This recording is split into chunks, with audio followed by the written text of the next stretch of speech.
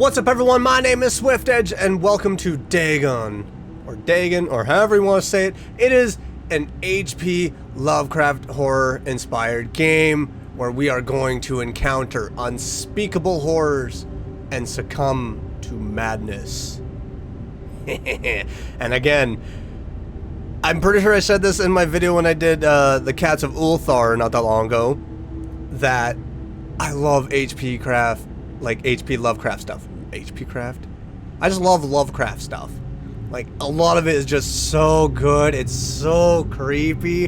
It's so... I love it. I still have a few books that I still need to finish from H.P. Lovecraft, and it's like, oh my gosh. You know, I'm done talking. We're just gonna play this game. I'm writing this under an appreciable mental strain, since by tonight I shall be no more. Wait, what? How do you know that for sure? I can't move. I'm just... looking through. Oh no, I can't. Wait, no, can I move? Oh, I'm kind of just inspecting everything. Wait, no, I'm not. Penniless, and at the end of my supply of the drug which alone makes life endurable. Oh I no. can bear the torture no longer, and shall cast myself from this garret window into the squalid street below. Do not think from my slavery to morphine that I am a weakling or a degenerate. That was like the common thing back then, wasn't it? When you have read these hastily scrawled pages, you may guess, though never fully realize, why it is that I must have forgetfulness or death. Oh, I think I get an understanding. This is like after the events we've gone through, right? Because the morphine might be used as a tool to escape the horrors and madness that we've witnessed and gone through. That would make sense, actually. And now, like, writing about the pages, you're saying, like, you'll understand because we're writing about, like, what we've experienced. Or maybe I should just shut up and play the demo. Let's try that out. Let's try that one. It was in one of the most open and least frequented parts of the broad Pacific that the packet of which I was supercargo fell a victim to the German sea raider. Okay. Oh, it's just like a kind of... somewhat of a point and click. Was then at its very beginning, and the ocean forces of the Hun had not completely sunk to their later degradation, so that our vessel was made a legitimate prize, whilst we of her crew were treated with all the fairness and consideration due us as naval prisoners. Oh joy. Trivia. The full version will feature many interesting facts about, among others, the story on which the game is based, the historical setting, and the author, H.P. Lovecraft. They are scattered around the location, so make sure to look around and try to find them all. The demo features only a couple of facts. You just found the first one. Lovecraft's attitude towards the war. Dagon was written around a month after the United States entered World War I. Lovecraft was actively interested in its course. He composed many poems in which he gave encouragement to soldiers and commented on the events unfolding in Europe. He tried to enlist in the army, but even though he passed the physical exam, his mother prevented him from going to war. She has threatened to go to any lengths, legal or otherwise, if I do not reveal all the ills which unfit me for the army. I am Providence, the life and times of H.P. Lovecraft. S.D. Joshi.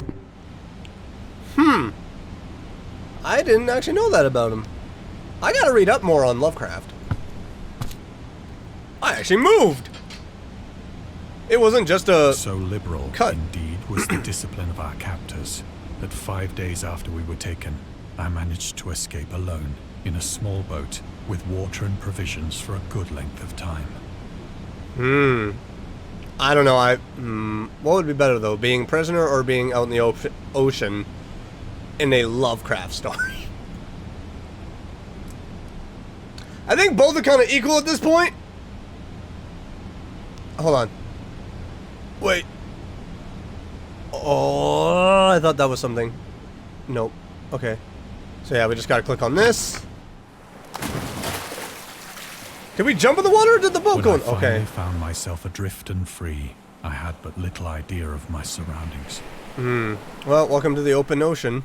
Never a competent navigator, I could only guess vaguely by the sun and stars that I was somewhat south of the equator. Of the longitude, I knew nothing, and no island or coastline was in sight. That's not good. That's kind of scary. Note. We got a note. Dagon and the Cthulhu Mythos. Dagon was written in July 1917 and first published in 1919 in The Vagrant, an amateur magazine focused on the supernatural. The story was partly inspired by Lovecraft's Dream and is the first of his stories that introduced an element from the Cthulhu mythos, Dagon itself.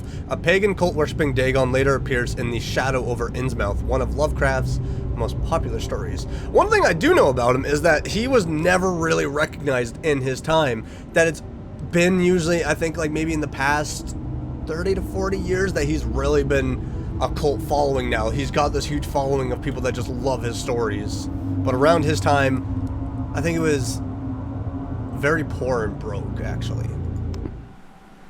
That's one fun fact I know about him.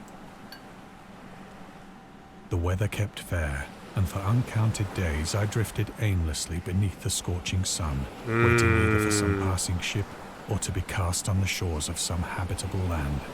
That would be another trivial thing to face on the sea, is not only do you have the open ocean, you have that to deal with. Because you have no shade. Neither ship nor land appeared, and I began to despair in my solitude upon the heaving vastness of unbroken blue. Well, and underneath the scorching sun, you would kind of start seeing things a little bit. You would start falling to heat stroke and hallucinations and all that. So I was about to say hallucinogen, that's why I stuttered. Whilst I slept. What? Its details I shall never know. Oh no. For my slumber, though troubled and dream-infested, was continuous. Uh-oh. What? Oh! Oh, that's creepy. That's creepier. Oh no. When at last I awoke, it was to discover myself half sucked into a slimy expanse of hellish black mire, which extended about me in monotonous undulations as far as I could see. Oh. Yeah, no, there's and like in which nothing. my boat lay grounded some distance away. Are we gonna crawl to it? Though one might well imagine that my first sensation would be of wonder at so prodigious and unexpected a transformation of scenery, I was in reality more horrified than astonished. I would be very horrified in the situation to wake up and that's the first thing I see. I'd be like, there was in the air and in the rotting soil a sinister quality which chilled me to the very core. I can understand that. The region was putrid with the carcasses of decaying fish and other less describable things which I saw protruding from the nasty mud of the unending plain. Well, I'm worried that's I should not hope still to convey alive. in mere words the unutterable hideousness that can dwell in absolute silence and barren immensity. Yeah, no, for me, silence is just... I need to have something in the background, otherwise I go a little... in silence. I go a little... There was nothing within hearing, and nothing in sight, save a vast reach of black slime. Holy Yet the crap. very completeness of the stillness and the homogeneity of the landscape oppressed me with a nauseating fear. Yeah, no, this would terrify me too. The sun was blazing down from a sky which seemed to me almost black in its cloudless cruelty, as though reflecting the inky marsh beneath my feet. Yeah, why is it so dark over there?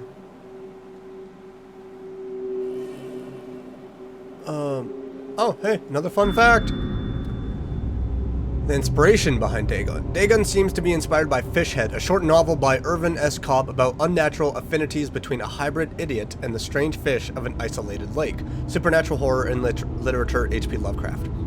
Lovecraft's interest in the topic stemmed from his aversion to fish and sea smells. In his own words, I have hated fish and feared the sea and everything connected with it since I was 2 years old, but I cannot recall what earlier experience gave me such a profound and lasting aversion to the sea and seafood. The Dweller in Darkness, Lovecraft, 1927. I mean, we don't know much about the sea. We don't know much about the ocean, so I'm with you on being afraid of it. We don't know all the creatures that are down there. Was that just down there? Okay, yeah, no. So I think it's just about like one every so often. Oh, the sounds, the squishing. As I crawled into the stranded boat, I realized that only one theory could explain my position. Madness?